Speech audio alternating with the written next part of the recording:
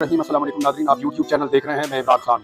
मैंने जो आखिरी व्लॉग किया था वो 10 मई 2023 को किया था और आज जो है वो 30 जनवरी 2024 है, यानी इतनी लंबी छुट्टी के बाद दोबारा आपसे बात हो रही है। तब मैंने आपसे अर्ज किया था अपने आखिरी व्लॉग में कि जब आप इस व्लॉग को सुन रहे होंगे तो मैं पकड़ा जा चुका हूँगा और मेरे लिए आप दुआ कीजिएगा। आप सबकी दुआओं का बहुत शुक्रिया। मुझे बहुत सारी बातें आपके साथ करनी है, बहुत सारी चीज़ें आपके साथ शेयर करनी है। कुछ चीज़ें शायद मैं कर पाऊँ, कुछ चीज़ें मैं वक्त आने पर शेयर करूँगा और सही फोरम पे शेयर करूँगा, लेकिन आगे बढ़ना चाहिए और हमें अभी इस वक्त ज़रूरत है अपडेट करने की। मैं आप सबसे मादरत चाहता हूँ कि एक बड़ी लंबी छुट्टी थी, बहुत सारा काम मैं नहीं कर पाया। स्पेशली मुझे अफसोस रहेगा कि जो कुछ फ़लस्तीन में हुआ, गाज़ा में, उसको मैं रिपोर्ट नहीं कर पाया। मैंने और दोस्तों को भी कहा, उसका मुझे बहुत दुख है और इंशाल्लाह आने वाले दिनों में मैं रिपोर्ट करूँगा।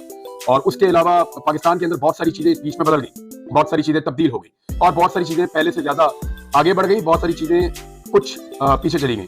लेकिन इन सारी चीज़ों का अहाता एक व्लॉग में नहीं किया जा सकता। आज की सबसे बड़ी और सबसे इंपॉर्टेंट खबर है इमरान खान साहब की सजा। इमरान खान और शाह महमूद कुरैशी, जिनमें एक साबिक वज़ीर-ए-आज़म है और एक साबिक वज़ीर खारजा है, उन दोनों को 10-10 साल की सजा दे दी गई है। और एक्चुअली ये खबर पूरी दुनिया के अखबार में छप रही है। मेरे सामने बहुत सारे अखबार खुले हुए हैं। ये इंटरनेशनल मीडिया है, वाशिंगटन पोस्ट हो, द गार्डियन हो या द टाइम मैगजीन हो, बाकी मैगजीन हो, आलमी जितने जरीदे हैं, अल जज़ीरा है, वहां पे इसको छपा है, BBC, CNN सबने इसको रिपोर्ट किया है। दुनिया का कोई ऐसा काबिल जिक्र मीडिया नहीं है जिसने इस खबर को ना दिया हो। ये एक बहुत बड़ी खबर है, आलमी सतह पे इसको उठाया गया है। तो आप अंदाजा कर लीजिए कि आलमी सतह की खबर है। इमरान खान को सजा हो जाना ये कोई छोटी बात नहीं है। पाकिस्तान तहरीक इंसाफ के बानी चेयरमैन और पाकिस्तान तहरीक इंसाफ के सरबराह साबिक वज़ीर-ए-आज़म इमरान खान साहब को साइफर के केस में सजा दी गई। ये साइफर क्या है, इसका केस कैसे बना, इस केस का ट्रायल कैसे चला, इमरान खान साहब को किन हालात में सजा दी गई, इसके बारे में मैंने बात की है कुछ उन सहाफियों से भी। एक तो मैंने सारी टाइमलाइन इकट्ठी की है, मैं इससे पहले भी काम करता रहा हूं और मैंने कुछ सहाफियों से बात की है, जिनमें शाह अब्बासी साहब और साकिब बशीर साहब का खास तौर पे मैं नाम लेना चाहूंगा और इनसे कलेक्ट की, क्योंकि ये उस हियरिंग में मौजूद थे। ये वो तमाम चीजें सुन रहे थे, ये उन तमाम चीजों का जायजा ले रहे थे और उन तमाम चीजों को रिपोर्ट कर रहे थे। तो जो चीजें मैं आपको बताऊंगा उसमें इन दोनों का खुसूसी तौर पर मैं शुक्रिया अदा करता हूँ। खासतौर पर मैंने कुछ वकला से भी बात की है, कुछ दीगर लोगों से बात की है, तो बहुत सारी चीजें बड़ी क्लैरिटी के साथ मैं आपके सामने रखता हूँ। साइफर एक्चुअली एक ऐसे डॉक्यूमेंट को कहते हैं जो एक कन्वर्सेशन होती है दो मुल्कों के दरमियान में और उसको खास किस्म के कोड्स होते हैं जिनके जरिए से इसको लिखा जाता है, साइफर। और इसको डी कोड भी किया जा सकता है। डी कोड कर इसके लिए बकायदा एक अमला मौजूद होता है वजारत खारजा के अंदर। लगभग दर्जनों की तादाद में इन लोगों की अपॉइंटमेंट्स होती है। ये 16वें ग्रेड या उससे ऊपर के ऑफिसर होते हैं जो इसको डी कोड कर सकते हैं। दो मुल्कों के दरमियान जो बातचीत होती है उसको जब लिखा जाता है तो एक कोड लैंग्वेज है जिसके अंदर लिखा जाता है। वो जो डॉक्यूमेंट है उसको साइफर कहते हैं। इमरान खान साहब के बकौल उनके पास एक साइफर आया था और उनको इसके बारे में पता चला था शाह महमूद कुरैशी साहब के जरिए से, जिसमें अमेरिका ने मुबैना तौर पे इमरान खान साहब के बकौल ये मुतालबा किया था कि इमरान खान साहब की हुकूमत को गिरा दिया जाए। नंबर 1 ये बात की गई थी। नंबर 2 ये बात की गई थी कि जो ताल्लुकात रूस के साथ इमरान खान साहब के बन रहे हैं उस पर एक एतराज था। और नंबर 3 ये था कि अगर इमरान खान की हुकूमत नहीं गिरती एक तरीके एतमाद के नतीजे में तो फिर पाकिस्तान को उसके नतीजे भुगतना पड़ेंगे। ये जो चीज है ये इमरान खान साहब ने सामने रखी थी पाकिस्तान के अवाम की। पहली मरतबा साइफर को सामने लाया गया था 27 मार्च 2022 को। इमरान खान की हुकूमत के खिलाफ जो तहरीक एतमाद पेश की गई थी वो मार्च के दूसरे हफ्ते में पेश की गई थी, यानी 8 मार्च को वो तहरीक एतमाद को जमा करवाया गया था और उसके बाद 10 अप्रैल को इमरान खान साहब को घर भेज दिया गया था। उनकी हुकूमत खत्म हो गई थी। इमरान खान साहब ने ये कहा था कि ये साइफर एक रीजन बना है और मुझे एक साजिश के तहत निकाला गया है। अच्छा, इस साइफर में हुआ क्या? एक तो इमरान खान साहब ने पब्लिकली इसके बारे में बताया पहले। दूसरा, इमरान खान साहब ने इसके ऊपर एक नेशनल सिक्योरिटी कमेटी की मीटिंग भी बुलाई और उस नेशनल सिक्योरिटी कमेटी की जो मीटिंग है उसमें लाजमन पाकिस्तान के अहम इदारों के सरबराहान और पाकिस्तान की जो पॉलिटिकल एलीट है या कैबिनेट के लोग हैं, प्राइम मिनिस्टर समेत, वो सब बैठते हैं। तो उसमें अमेरिका को डिमांड किया गया, यानी अमेरिका से एहतजाज किया गया था कि हमारे अंदरूनी मामले में ये एक ब्लेटेंट इंटरफेरेंस है, एक मुदाखलत है पाकिस्तान के अंदरूनी मामले में। तो उस पर फिर एक डिमांड किया गया था, यानी पाकिस्तान ने उसके ऊपर एक एहतजाज किया था। पाकिस्तान में भी और वाशिंगटन में भी, दोनों तरफ ये एहतजाज हुआ था। उसके बाद एक हुकूमत और आई, इमरान खान साहब की हुकूमत खत्म हो गई, शहबाज शरीफ साहब की हुकूमत आ गई और उन्होंने ये जरूर कहा कि ये साजिश नहीं, यानी दोबारा जब नेशनल सिक्योरिटी कमेटी बैठी तो उन्होंने कहा ये साजिश नहीं है, लेकिन उन्होंने भी इसको अंदरूनी मामले में मुदाखलत करार दिया था।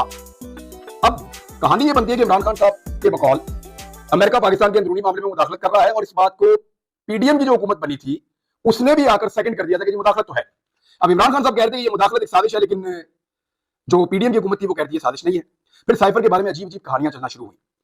कुछ लोगों ने ये कहा, सियासी लोगों ने, कि तो खाली सफा था, इमरान खान ने लहरा दिया। कुछ लोगों ने कहा कि साइफर का वजूद ही नहीं है। कुछ लोगों ने कहा कि ये झूठ बोल रहे हैं, ऐसा कोई खत आया ही नहीं, ऐसा कोई साइफर आया ही नहीं। यानी हर आदमी ने अपनी अपनी जुबान बोली, लेकिन अब उसी एक चीज के ऊपर जिसको सारे डिनाई कर रहे थे, इमरान खान साहब को और शाह महमूद कुरैशी को 10 साल की सजा सुनाई गई है। अब आप जरा ये देख लें कि इमरान खान साहब ने इसके बाद एक मौक़िफ़ दिया है। मैं इमरान खान साहब का मौक़िफ़ आपको बताता हूँ और ये भी मैं जो जर्नलिस्ट वहां पे मौजूद थे उन्होंने जो इन्फॉर्मेशन मुझे दी वो मैं आपको बता देता हूँ कि ये 342 का एक बयान है जो रिकॉर्ड करवाया आखिर में इमरान खान साहब ने सजा वाले दिन, यानी आज के दिन, मंगल के रोज। तो इमरान खान साहब ने कहा, बताना चाहता हूं कि असल साजिश कैसे हुई। और उन्होंने कहा कि वज़ीर आज़म ऑफिस की सिक्योरिटी की जिम्मेदारी मिलिट्री सेक्रेटरी की होती है। साइफर मेरे ऑफिस में था। प्रिंसिपल सेक्रेटरी और मिलिट्री सेक्रेटरी के पास किसी भी दस्तावेज की सिक्योरिटी की जिम्मेदारी होती है।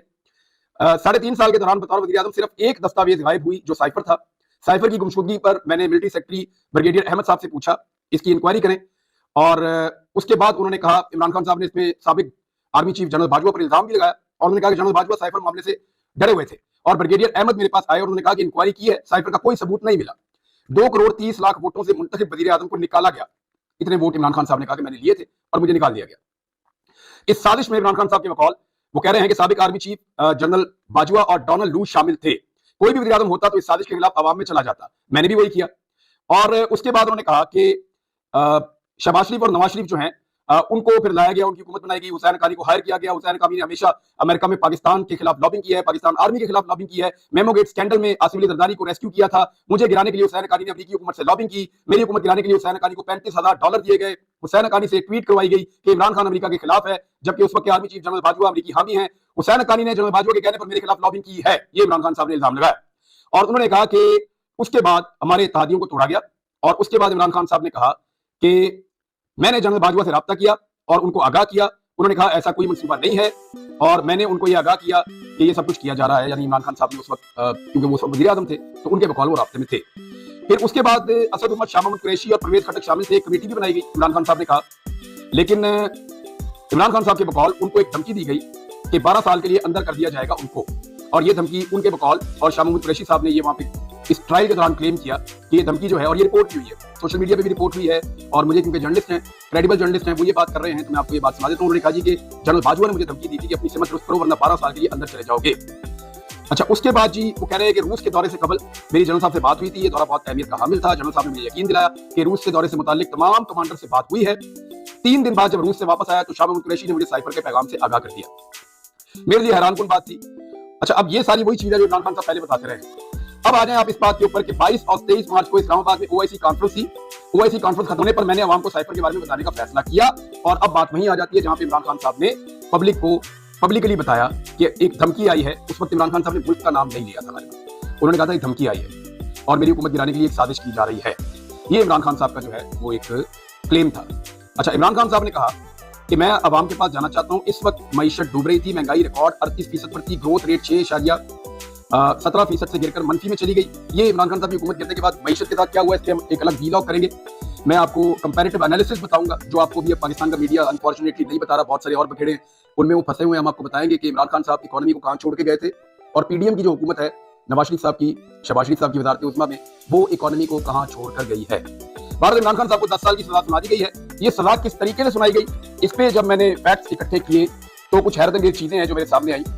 एक तो ये है कि 15 अगस्त को इमरान खान साहब को जब गिरफ्तार किया गया तो 5 अगस्त को वो गिरफ्तार हुए। और उसके बाद इमरान खान साहब की गिरफ्तारी डाल दी गई साइफर केस में भी। उनको गिरफ्तार किया गया था तोशाखाना केस में।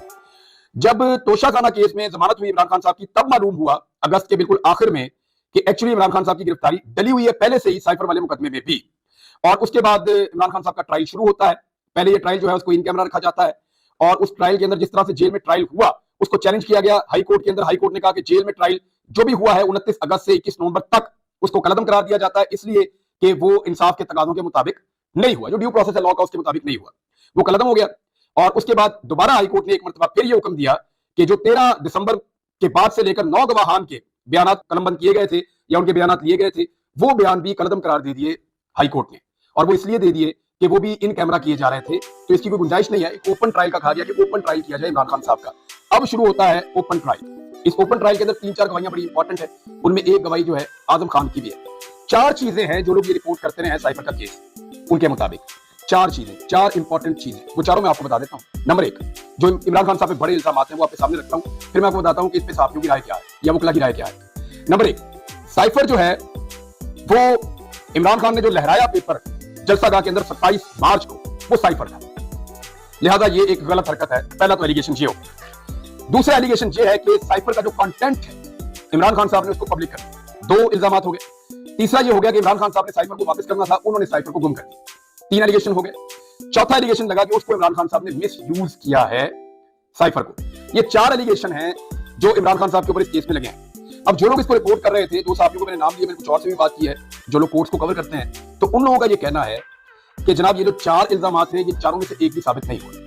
नंबर 1 ये है कि आजम खान साहब के स्टेटमेंट के ऊपर पहले इंसार किया गया। आजम खान प्रिंसिपल सेक्रेटरी थे इमरान खान साहब के, जब इमरान खान साहब प्राइम मिनिस्टर थे। उनके एक बयान के ऊपर इंसार किया गया कि उन्होंने कहा कि इमरान खान ने जलसागाह में साइफर की कॉपी लड़ाई है, साइफर को लड़ाया, साइफर दिखाया। अब थोड़े दिन पहले वो अपने बयान के अंदर इसको बदल गए और उन्होंने आकर कहा कि नहीं, मुझे नहीं पता कि उस कागज के अंदर क्या था, मैं नहीं जानता कि वो साइफर था या कुछ और था। तो ये जो चीज है, ये एक डिफरेंट चीज हुई है। और ये जो एलिगेशन है कि वो साइफर था या खाली सफा था या कुछ और था, इसके ऊपर अब कोई सबूत, क्योंकि अदालत ने सबूत के ऊपर सजा देनी है, कोई सबूत या कोई ऐसी सॉलिड चीज मौजूद नहीं है। दूसरा, साइफर का कंटेंट पब्लिक कर दिया, यानी क्या वाकई जो इमरान खान साहब ने कहा उस साइफर के अंदर वही लिखा हुआ था? अभी तक किसी भी गवाह ने ये बात कंफर्म नहीं की, बकौल इंसाफ क्यों, किसी भी गवाह ने ये बात कंफर्म नहीं की कि साइफर के अंदर जो लिखा हुआ था इमरान खान ने वही बोला, और वो कंटेंट को कंफर्म कर रहे हैं, क्योंकि कंटेंट कंफर्म होगा तब ये डिटरमिन होगा कि इमरान खान ने वही कंटेंट पब्लिक किया या नहीं किया। दूसरा उन्होंने ये कहा। तीसरा, वो कहते हैं साइफर को वापस करना था, तो इमरान खान साहब ने उसका एक जवाब दिया, वो मैंने आपको भी बता दिया। उन्होंने कहा कि मेरी जिम्मेदारी नहीं थी, मेरे ऑफिस के अंदर जो स्टाफ मौजूद था, चाहे वो प्रिंसिपल सेक्रेटरी हैं, चाहे वो एमएस हैं, ये उनकी रिस्पॉन्सिबिलिटी थी और उन्होंने देखना था डॉक्यूमेंट्स के हवाले से। और ये एक ही डॉक्यूमेंट है जो 3.5 साल के अंदर मिसप्लेस हुआ, इसके अलावा और कुछ नहीं हुआ। तो मिस यूज साइफर का तो तभी होता है जब ये ऊपर वाले आपके चीजें जो हैं ये दुरुस्त साबित हो जाती। तो ये चारों एलिगेशन हैं, जो लोग इसको रिपोर्ट करते हैं उन्होंने बहुत अजीब लगा। अब आ जाए उस टाइमलाइन की तरफ, इस केस को कितनी उजलत में और किस तरीके से चलाया गया। नंबर 1 तो ये है कि इमरान खान साहब के वकला की ताखीर की वजह से मामला आगे रुका हुआ था, और उस पे जो जज साहब थे, जज साहब ने ये किया, जज अबुल हसनात साहब, उन्होंने ये किया कि मौका दे दिया सरकारी वकला को कि वो इमरान खान साहब का डिफेंस करें। और इस पे इमरान खान साहब ने और शाह महमूद कुरैशी साहब ने, दोनों ने प्रोटेस्ट भी किया। लेकिन अब ये सहाफियों का कहना है कि हमें पता चला अचानक, कि हम इसको एक्सपेक्ट नहीं कर रहे थे कि ऐसा होगा। तो कहते हैं हमें अचानक पता चला कि गवाहान के ऊपर जिरा हो रही है और वो जिरा कर रहे हैं सरकारी वकला, और पाकिस्तान तहरीक इंसाफ के वकला को मौका नहीं मिल रहा। फिर पाकिस्तान तहरीक इंसाफ के वकला भी आ गए अगले दिन, और उन्होंने आकर कहा अदालत में कि जी हम इस अदालत के ऊपर अदम एतमाद करते हैं, हमारी मौजूदगी में कैसे सरकारी वकला जिरा कर सकते हैं। तो जज साहब ने दोबारा सरकारी वकला को ही मौका दिया, ये कहते हुए कि क्योंकि आपने मेरी अदालत में अदम एतमाद कर दिया है, लिहाजा आप मेरी अदालत में अब जिरा नहीं कर सकते। मुझे जो इन्फॉर्मेशन मिली उसके मुताबिक ये अब सरकारी वकला जिरा कर रहे हैं, इमरान खान साहब के वकला खड़े हैं। ये क्योंकि मैंने बार बार कंफर्म किया कि क्या ये सच है कि इमरान खान साहब के वकला की मौजूदगी में सरकारी वकला जो है वो जिरा कर रहे थे गवाहान से, हालांकि यहाँ इमरान खान साहब के वकला का होना चाहिए था। इस पे इमरान खान साहब ने और शाह महमूद कुरैशी साहब ने तहरीरी तौर पे प्रोटेस्ट भी किया और इसके बारे में कहा भी। तो इस पे मुझे कंफर्म किया गया कि ऐसा हुआ, और जब इमरान खान साहब के वकला ने बार बार इंटरप्शन की तो जज साहब उठकर चले गए। जज साहब एक दूसरे कमरे में गए, 3 सहाफियों को पैगाम आया कि आपसे एक बात करनी है, जरा काम है, आप साइड पे आ जाएं। 3 सहाफियों को दूसरे कमरे में पहुंचाया गया और सरकारी वकील भी दूसरे कमरे में पहुंचे, और साथ ही साथ गवाहान को वहां पे जिरा करना शुरू कर दिया गया। और अचानक पुलिस आती है, इमरान खान साहब को और शाह महमूद को कहती है कि आप उस कमरे में आ जाएं, वहां पे जो है वो जिरा हो रही है और कानून की कार्रवाई आगे बढ़ रही है। इमरान खान साहब ने जाने से इनकार कर दिया, जबकि शाह महमूद कुरैशी साहब वहां पे चले गए कि वन साइडेड कार्रवाई ना हो जाए। तो इस तरह से ये जिरा मुकम्मल की गई है। इसकी वैसे कोई मिसाल तो नहीं मिलती, बहुत उजलत में बड़ा स्पीडी किस्म का, तूफानी किस्म का ये ट्रायल हुआ है इमरान खान साहब का, लेकिन इसमें बहुत सारे लकूनात रह गए हैं। मैंने जिन कानूनी माहिरीन से बात की या मैंने जिन रिपोर्टर से बात की, उनके मुताबिक इसमें इतने ज्यादा कानूनी सुकम है कि इस केस के अंदर इमरान खान को ये सजा है, ये फौरी तौर पे मनसूख हो जाएगी, मुअत्तल हो जाएगी। सजा कैसे सस्पेंड होगी? इसमें 2 चीजें होंगी। पहले इमरान खान साहब की सजा सस्पेंड होगी और उसके बाद इमरान खान साहब की जमानत होगी। ये दावा किया है मेरे ज़राए ने, जो रिपोर्टर्स भी हैं और जो कानूनदान भी हैं, उनका ये कहना है कि ये 1-1.5 महीने का प्रोसीजर ज्यादा से ज्यादा लग सकता है, लेकिन ये केस ठहरेगा नहीं। और जो आईनी माहिरीन है, कानूनी माहिरीन है, स्पेशली जो इस किस्म के केसेस को जानते हैं, जब मैंने उनसे बात की, उन्होंने कहा कि ये जो जज साहब है ना, इन्होंने इमरान खान साहब पे बहुत बड़ा एहसान किया है। मैंने कहा जी वो कैसे? इन्होंने तो सजा दी थी 10-10 साल की, पूरी दुनिया के अखबार में छप गया। उन्होंने कहा एहसान ऐसे किया है कि इतनी कमजोर सजा दी है और इतनी गलतियां छोड़ दी इस बुनियादी मुकदमे में कि ये जब भी किसी फोरम पे जाएगा ये उड़ जाएगा, यानी ये बचेगा ही नहीं, ये रहेगा ही। पाकिस्तान तहरीक इंसाफ ने फौरी तौर पे अपने तमाम कारकुनों को पुरअमन रहने की हिदायत जारी की है। उन्होंने हर किस्म के एहतजाज से गुरेज करने का कहा है, और उन्होंने कहा है कि आप पूरा का पूरा फोकस रखें 8 फरवरी को इंतखाबात में वोट डालने पर। यानी किसी भी साने से बचने के लिए बेहतर यह है कि कारकुन अपने घर में रहें और अपनी आवाज उठाएं और वोट के जरिए से अपना हक इस्तेमाल करें, और वोट के जरिए से जो वो तब्दीली लाना चाहते हैं, जो भी करना चाहते हैं, वो उसको करें। अब साइफर की हकीकत और सिचुएशन ये है नाज़रीन, मैं इसमें एक चीज आपको बता देता हूँ कि पाकिस्तान की 2 हुकूमतों, एक इमरान खान की हुकूमत ने, एक शहबाज शरीफ की या पीडीएम की हुकूमत ने, दोनों हुकूमतों ने इसको पाकिस्तान के अंदरूनी मामले में मुदाखलत करार दिया है। सादी बात यह है, दोनों हुकूमतों ने कहा कि ये साइफर पाकिस्तान के अंदरूनी मामलों में मुदाखलत है, और जिस आदमी ने यह आवाज उठाई आज उसको 10 साल की सजा सुना दी गई है। तो ये तो पाकिस्तान के अंदर पार्ट ऑफ द गेम है, ये चीजें तो होती हैं, लेकिन एक चीज बड़ी क्लियर है कि जिस तरीके से ये केस चला है ये आगे ठहरेगा नहीं, ये किसी भी अपील में फारिग हो जाएगा, ये जिस फोरम पे जाएगा वहां पे फारिग हो जाएगा। और इसके अंदर जो कानून को जानने वाले उन्होंने कहा कि ये जो जज साहब हैं जिन्होंने